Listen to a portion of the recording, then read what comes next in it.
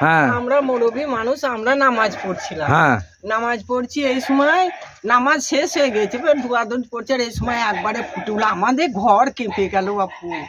ঘর একবারে সে যেমন ভূমিকম্প হয় না, হ্যাঁ হ্যাঁ সেরকম হয়ে একবারে ঘর ইয়ে হয়ে কেঁপে উঠলো। দিয়ে আমরা তার একটু আগে আমাদের এই বাচ্চাটা এখানে ইয়ে করছিল, খেলা করছে। পটকা আচ্ছা, ফুটছিল, আচ্ছা। পটকা করছিল।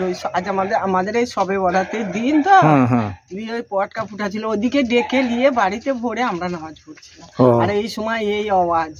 আর যাক আল্লাহ খুব রেখেছে যে মসজিদের মুসল্লি গুলো চলে গিয়েছিল সেখানে। ও, যদি মুসল্লিরা আসতো আর এই অবস্থায় যদি ওই ফুটে যেত, তাহলে মুসল্লিরা অনেকে। খাম হয়ে যেত। কি কারা এখানে মানে ছিল, কাদের বাড়িটারি কারো? এ বাড়িটা এই ভালো আমাদেরই সব নিজেদের ভাইয়াদের মধ্যে। হ্যাঁ তা ওর মা বাবা দুজনেই মারা যায়, দুই ভাই আর এক বোন ওরা। হুম দিয়ে একটা ভাই মনে হয় আসামে না কোথা থাকে, আর একটা ওই কলকাতায় থাকে, আর বোনটা ওই রামপুরহাটের ওই।